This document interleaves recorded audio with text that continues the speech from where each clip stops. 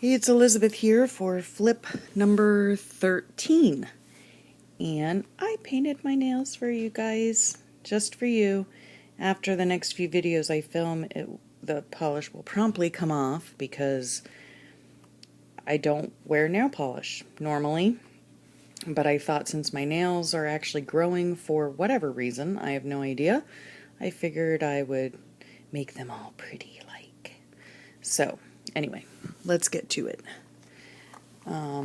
Where did we leave off? I've seen all that, blah, blah, blah, seen all that. Come on now. Where are we?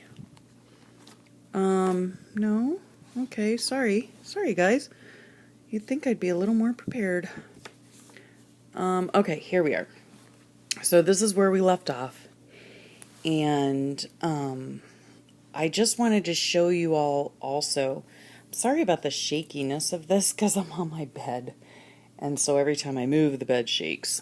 Anyhow, so we left off on Sunday, and I wanted to show you guys, or tell you some of the things that I use to make my pages. As most of you know, if you've been watching me, I use altered composition books. But some of the things that I use, the supplies that I use, are Posca paint pens and Flair pens and Sharpies. This is Posca marker here. This is Posca marker, the lettering. This is the extra fine tip, which I really like. And the backgrounds I do in colored pencils. And I used to use just plain Crayola colored pencils, and they work perfectly fine. In fact, I really like those ones a lot. But I did recently get the Prismacolors, which are equally great. I like them a lot. They're nice and soft and have beautiful colors. The only thing that I don't like about them is when I use the Posca markers, or outlining, or lettering or whatever, and then I use the Prismacolors over them, they're so soft that they leave, waxy film over the letters. So I don't like that. You can't see it, but I can. But anyway, so that's what I use. And sometimes I draw, not very successfully, but sometimes I draw, sometimes I don't. A lot of times I use clip art in a lot of my pages because, quite frankly, I'm an instant gratification kind of gal, and I like it just to be done. I don't want to spend the time on drawing.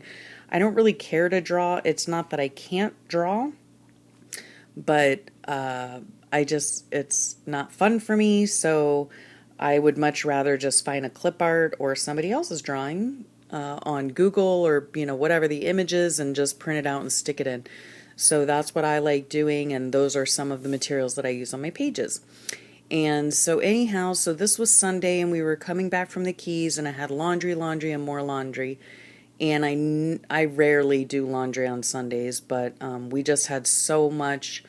Maybe I didn't do it the week before. I mean, I usually do laundry on Monday and Thursday, so I might have skipped Thursday for some reason. I don't know. And so, yeah, we had laundry from this house and laundry from the south house, and so I had loads of laundry. And then when we got home from the Keys, I had my goodies in my mailbox, and so that was fun. I had gotten some of the things that were on my wish list from before, and then I drew this girl who's supposed to be me but looks absolutely nothing like me. But the only thing that looks like me are the green eyes and the earrings. And yeah, I'm not a girly girl. Honestly, I painted my nails just for your viewing pleasure. I don't usually paint my nails. I don't usually wear makeup. I don't really go out too much. The only girly thing that I do is I do wear skirts and dresses. It's just happens to be what my husband likes me in, quite honestly. And I would rather wear skirts and dresses than wear shorts and jeans because I just find them too confining. So I like to be free. And so, yeah, that's the only girly girl part about me. So anyhow, the prompt of that day was ways I'd like to think I've changed. And so I'm learning to say no a lot more. I used to not say no quite so often, but now I've been forced to, unfortunately. I think I'm a little bit, I think I'm less judgmental, I'm more patient, I'm more empathetic, and I'm less structured, not by choice. And that part kills me because I used to be very structured and now it's just, day by day, minute by minute. So, and then I put relaxed here with LOL because, yeah, that's one of the things I am totally not. So I just thought that was funny. And then this day here the prompt was must-haves on a road trip. And so, yeah, as long as I have my big handsome and my gems and my art bag, I'm pretty much good to go. But of course, you need snacks and DVDs and books, pillows, and all that kind of stuff. And we don't go on road trips very often anymore. We used to go with my husband on business trips a lot more often, but he hasn't needed to go on business trips. So, yeah, we stay, we're either here or we're in our south house. So we just don't go on very many road trips. And then I'm still doing laundry on Monday, which is my normal wash day, but oh my heavens, I had so much to do. And then this day here, pigs have flown because this day on May 18th was the first day I uploaded my very first video here on YouTube. And so, yeah, it was fun and it was scary. And I said about 5,682 times. And I still say quite frequently. So, and the pigs have flown was from a gal on the Fobonichi Journalers group because when I posted the link that I had put up my first video, she, replied on the, whatever it's called. She made a reply and she, said pigs have flown. So I had to put that in my book. And then, excuse me. Oh, I'm so sorry. I have a frog in my throat. On this day, this was Tangle Tuesday, and so I did this little tangle here, and to me it looks like a bunch of intestines, which, but yeah, I enjoy doing it though. It's fun to do. And then here I'm a very proud wife of a wonderful husband, which most of you know already, but I was happy for him and proud of him because he made it to work, and we're still off and on with the whole work thing because of his illness, and so it's touch and go, good days and bad. And then one of the prompts was the best books that I've read, and so here's a list of them. My very favorite book is The Illustrated Man, and I really enjoy reading. There are so many books that I would like to still read, and a lot of times I just don't find the time these days or whatever, but yeah, I need to get back into it. And then this day here, of course, another migraine. Go figure. And yeah, I really want to get off this ride. I'm about done with the whole migraine train. But, as I always say, you got to do what you got to do and you got to keep on keeping on. That's just the way I roll.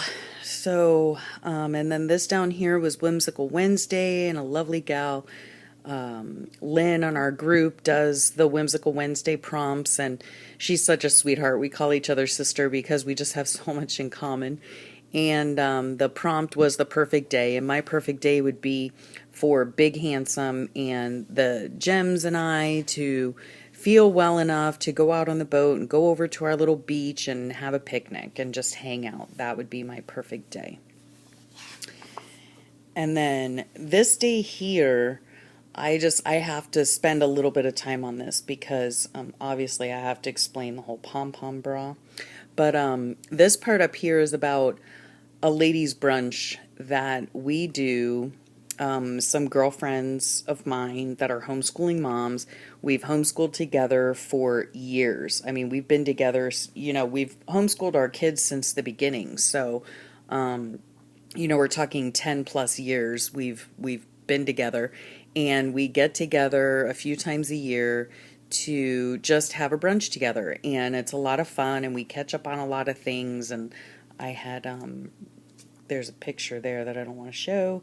That's just a picture of me and some of my friends, but privacy issues and all that good stuff. And so, yeah, we began these get-togethers years ago, and it's so much fun, and we've just learned so much from one another and share ideas together, and we've laughed, we've cried, they're just a great support system, and I just love them all. And now this pom pom bra thing, this was because one of my girlfriends who, I've known for years, and we homeschool together, and I saw her this day at the ladies' brunch. And when my husband and I were in Minnesota for my husband's procedure last month, she had a party to celebrate her first year after chemo anniversary. She has been battling breast cancer now for a couple of years, and she is just like my total inspiration. She is just a light, a light. She is just a very bright light, and I love her to pieces. And so anyway, this here is a picture of me in a pom pom bra. One of her friends, or a couple of her friends, are like costume makers, I guess. They don't live here, they live elsewhere, but they make costumes. And so they had, a couple years ago when she was first diagnosed, they made her a plethora of bras. Like, they went to Goodwill and purchased all these bras, and literally they decorated every single one of them. They were so cute. They were like either bras for the season, for fall and winter and spring and summer, or they had different themes to them. And they were just so adorable. And so they had made some more bras for her to celebrate this particular celebration, the 1 year anniversary after her chemo treatments. And so since I wasn't able to attend the party that she had, she brought the bra to me because she took a picture of everybody that was at the party. And I'm talking, because she showed me the pictures from the party, I'm talking men, women, children, everyone had decorated bras on. That was like one of the prerequisites for coming to the party, is that you had to decorate a bra and wear it to the party. And so it was just so funny and so clever. And that's why I just love her so much, because even in the face of cancer, of breast cancer, of all that she's gone through in the last few years, for a woman to throw a party at her house, celebrating that it was a year after chemotherapy, but also celebrating all of her friends and loved ones that had supported her through her journey. So it was she's just my superhero. And I called her that. She had a party a few years earlier when she was, let me think. It was after she was diagnosed, of course, and I think it was right before her chemo treatments. And she had a party. Literally, she had a party, a cutting hair party, because she was going to be starting chemo, and she knew that she was going to lose her hair. And so she had a party at her house, and she divided her hair. She had beautiful, long, blonde, straight hair, which she will have again. But at this particular time, she knew she was going to lose it. So she has 2 older sons and a husband, and she divided her hair into 3 sections, braided each section, and then as a ceremonial type of thing, each of her sons and her husband cut off 1 braid each to keep for themselves. And I hope I don't cry, but it was it was so beautiful. It was so absolutely beautiful. And just to think that all that she's gone through, and she's having party for the people that support her. I mean, if that's not inspiration, I don't know what is. And I've always called her, even at the first party, I had given her, and I have a picture here. This is her. I had given her this cape for breast cancer, and this is her at a breast cancer luminary ceremony. And here she is bald. And she is just as beautiful bald as she is with hair. And I gave her this cape because I told her that she was my superhero. With all that she goes through, and she just always has such a positive outlook on life, and just holds on to her faith, and she's just a wonderful, wonderful friend, and I'm so blessed to have her in my life. So I just wanted to share the funny little pom-pom bra and the story about my girlfriend and what an inspiration she is.